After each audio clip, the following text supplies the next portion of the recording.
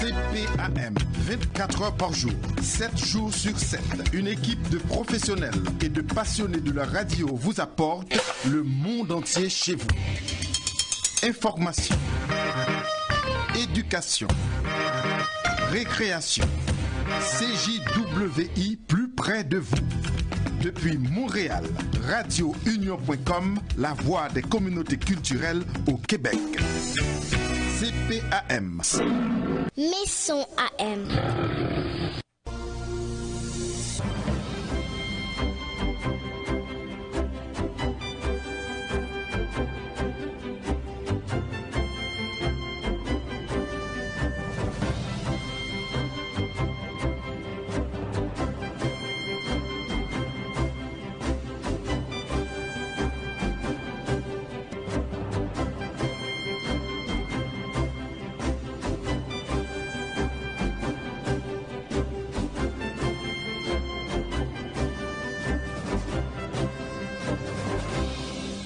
Et maintenant, avec nous, comme précédemment annoncé, on reste toujours sur le même thème, cette guerre entre Israël et le Hamas.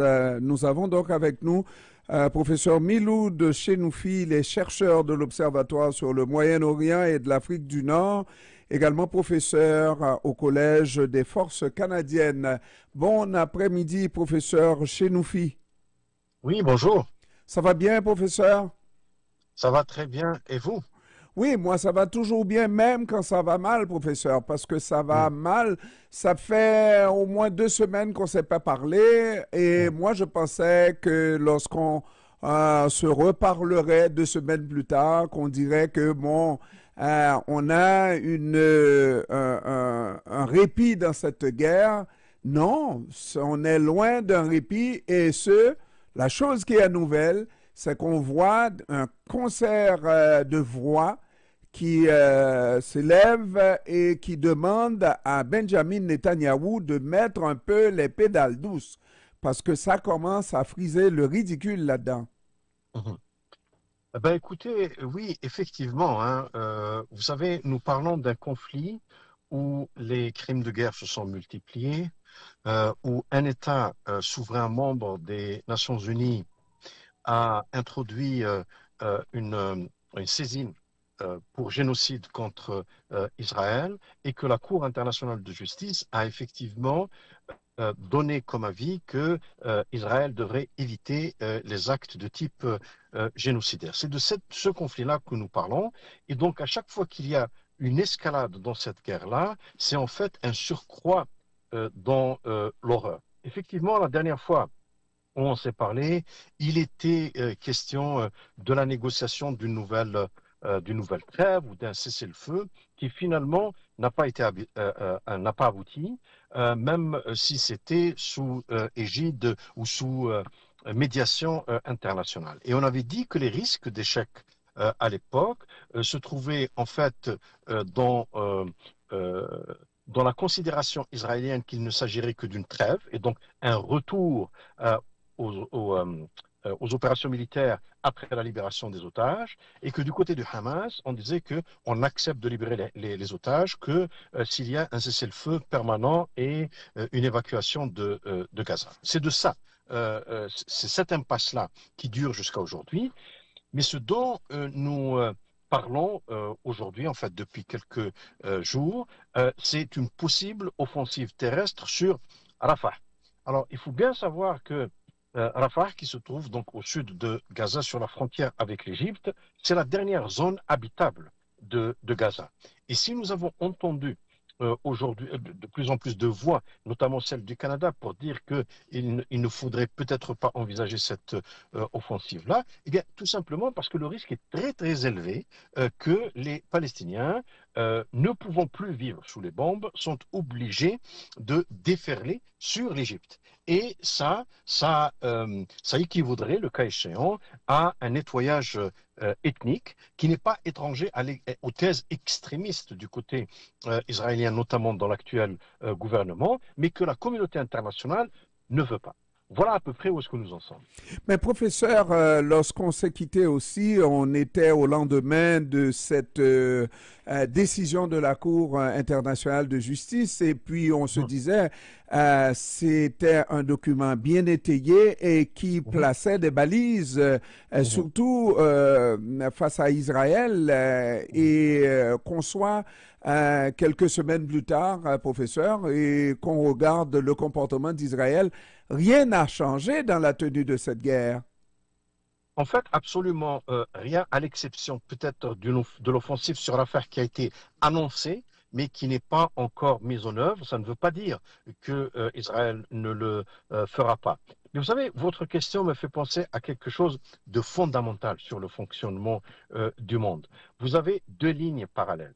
Depuis toujours, hein, ça fait très très longtemps que ces deux lignes parallèles existent lorsqu'il s'agit des relations entre différentes souverainetés étatiques. La première ligne, c'est celle du droit.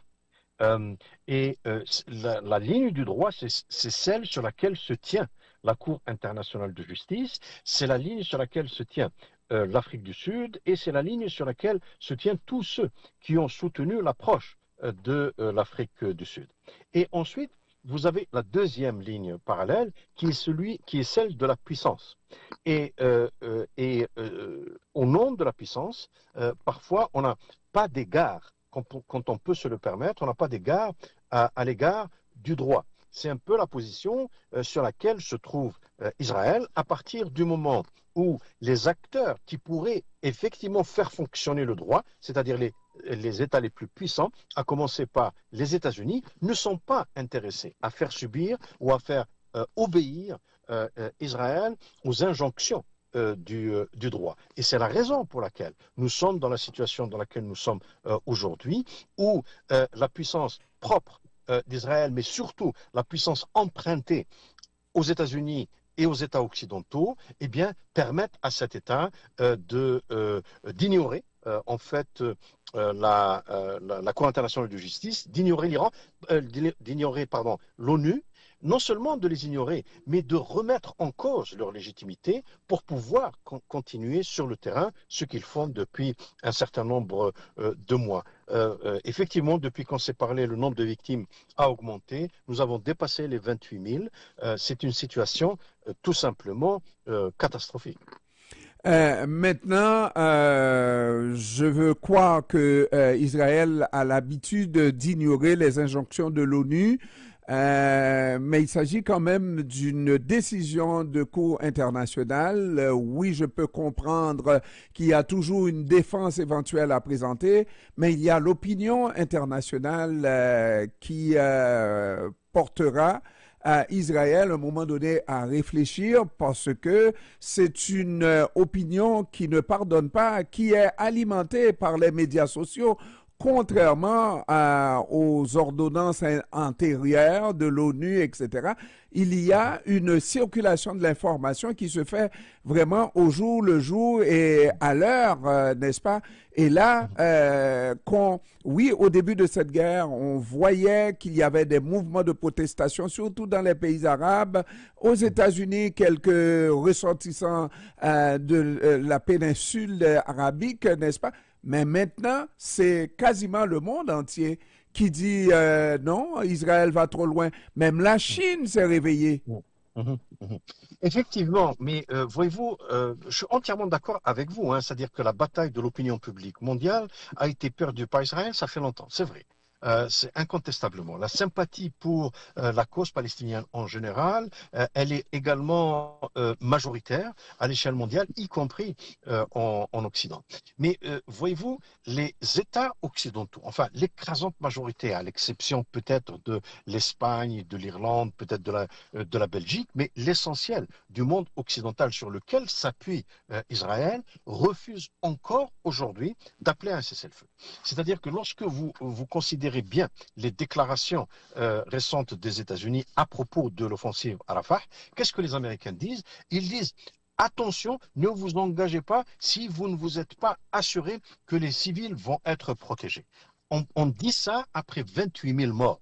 Vous comprenez? Et donc, ce n'est pas pris avec un sérieux tel que Israël va changer de direction. Peut-être que, justement, pour faire plaisir aux Américains, ils vont ralentir et reporter l'offensive à Rafah, mais la logique globale de la guerre à Gaza est malheureusement encore à l'œuvre avec comme objectif ce qui a toujours été la thèse de l'extrême droite israélienne qui domine actuellement le gouvernement israélien, qui est celui de la poursuite de la colonisation en réduisant la présence physique des Palestiniens à sa plus simple expression, d'où la destruction totale de Gaza. Et cette élection qui est en phase préparatoire aux États-Unis, est-ce qu'elle joue un peu à comment forcer le président en exercice à modérer un peu ses discours, modérer, en fait, il a toujours été modéré, mais à prendre position un peu plus ouvertement contre Israël qui veut aller de l'avant. On ne peut pas dire qu'Israël a le feu vert des États-Unis pour aller de l'avant à pilonner Khan Younes et la bande de Gaza. Mais je crois que tant et aussi longtemps que les États-Unis n'auront pas adopté une position ferme, que le message n'est pas ferme et qu'il n'est pas suivi d'actes concrets, notamment sur le plan du financement, sur le plan de la fourniture d'armes et sur le plan de la couverture diplomatique, on ne peut pas dire que la position américaine soit une position modérée. Certainement pas celle du président qui, bon, on le sait, hein, a toujours donné une carte blanche à Israël. Maintenant, pour revenir à votre question sur les élections, effectivement, partout où il y a un fort sentiment de sympathie pour les Palestiniens, Biden ne peut pas espérer gagner des voix pendant les élections, et ça, pas uniquement parmi les Palestiniens américains ou parmi les Arabes américains, mais également auprès de la base du Parti démocrate, qui, elle, a de la peine à se mobiliser à cause de la position de leur président, donc de leur leader sur la question palestinienne. Donc, si on veut, la réaction du président Biden a été vraiment de donner des os à mâchouiller, si vous voulez, à sa base, beaucoup plus que des actions concrètes. Hein. Vous comprenez, par exemple, les Américains ont décidé de sanctionner quelques figures du mouvement des colons en Cisjordanie. Bien entendu, c'est une mesure qui était nécessaire. Ça fait très longtemps parce que les exactions des colons israéliens contre les Palestiniens en Cisjordanie existent depuis très très longtemps. Mais si vous voulez, pour traduire d'un adage américain ou un adage en anglais, c'est trop peu, trop tard pour être significatif et pour réellement être interprété par la base du Parti républicain comme étant un réel engagement pour le règne du droit dans ce conflit-là. Donc, j'ai vraiment du mal à imaginer comment est-ce que le président Biden va réussir à mobiliser sa base. Pour le moment, comme je vous l'ai dit, il y a ces petites mesurettes et de l'autre côté, le message est de dire, écoutez, si vous ne votez pas pour moi, eh bien, c'est Donald Trump, qui est connu pour ses écarts islamophobes, qui va être élu. Donc, si vous voulez, c'est une sorte de chantage qu'il fait à sa propre base et très franchement, il est très peu probable que ça fonctionne. Et sans compter que, oui, on continue à fournir des armes du côté des Américains à Israël dans une guerre meurtrière, mais parallèlement, on a coupé l'aide à cette agence des Nations Unies sous prétexte que l'agence a en son sein énormément de gens qui soutiennent le Hamas, alors que la preuve n'a pas été faite à cet effet-là. Peut-être que quelques membres, mais pas comme si toute l'UNRWA était donc des ennemis d'Israël, quoi. Alors, c'est un point qui est très, très important parce que toute cette affaire repose sur des supposées confessions que des prisonniers palestiniens auraient faites aux Israéliens.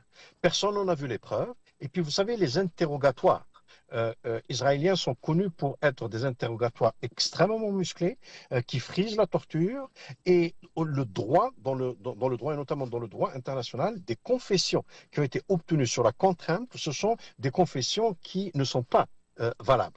Or, tous les États, y compris le Canada, qui ont décidé de suspendre le financement de cette agence des Nations Unies pour les réfugiés palestiniens, eh bien, leur décision est fondée sur ces confessions-là et sur une foi aveugle dans ce que Israël leur a dit. Alors que Israël n'est qu'un belligérant dans une guerre qui va dire les choses lorsque ça l'arrange et ne le dira pas lorsque ça ne l'arrange pas. Ça, c'est un premier point. Le deuxième point, les confessions en question, très contestables, parlent d'individus. Et leur comportement, s'il s'avérait vrai, n'engage pas nécessairement l'organisation pour laquelle ils ont travaillé. Donc, punir l'organisation au nom de quelque chose qui a été fait par des individus est contraire au droit aussi. Troisième élément, c'est que en fait, Israël a toujours voulu liquider l'UNRWA. Pourquoi? Parce que tout simplement, cette agence existe depuis les années 40. C'est l'une des plus vieilles agences des Nations Unies et c'est l'incarnation, si vous voulez, de la revendication palestinienne du retour. Parce qu'elle s'occupe de Palestiniens installés à Gaza, mais qui sont des réfugiés de la guerre de 48, qui ont été expulsés dans un nettoyage ethnique alors qu'ils vivaient ailleurs, soit en Cisjordanie, soit dans les territoires qui sont devenus Israël. Donc la liquidation de cette agence a une histoire beaucoup plus longue que cette guerre-là. Et c'est la raison pour laquelle la décision qui a été prise par ces États est contestable d'arrêter le financement. Le dernier point, c'est que lorsqu'on considère ce que cette agence-là a fait, notamment en matière d'éducation, vous savez, les Gazaouis ont l'un des taux les moins élevés au monde d'analphabétisme. S'il y avait des soins, s'il y avait pas de sérieux problèmes de malnutrition dans Gaza, c'est aussi grâce à cette agence. Donc son aspect positif dépasse de loin le supposé incident que des membres qui travaillent pour elle auraient commis.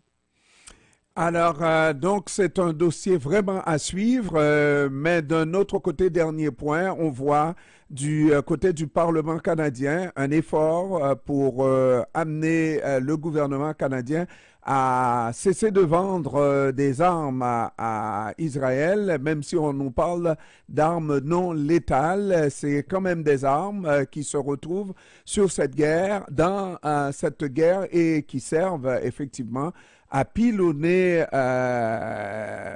le Gaza et les autres régions qui sont touchées par cette guerre, pas vrai?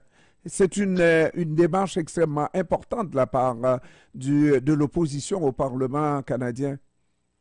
Effectivement, et puis vous savez, il faut faire référence aussi à cette pétition qui circule depuis un certain temps et qui a reçu des dizaines de milliers d'appuis qui justement demandent au gouvernement canadien de suspendre donc la vente d'armes. Ça serait quelque chose de tout à fait digne à faire et de décent, d'autant plus que le Canada a participé à couper les vivres à l'Agence des Nations Unies qui s'occupe des Palestiniens. La moindre des choses, c'est d'arrêter de vendre des armes à Israël. Malheureusement, dans ce dossier-là, la marge de manœuvre du Canada est pratiquement nulle. L'initiative se trouve à Washington et à un degré moindre, mais vraiment à un degré moindre à Londres, mais certainement pas à Ottawa. Miloud Chenoufi, chercheur de l'Observatoire sur le Moyen-Orient et l'Afrique du Nord et professeur au Collège des Forces canadiennes, je vous remercie d'avoir pris du temps de nous parler, professeur. Toujours un plaisir, à bientôt. À bientôt, au revoir. Au revoir.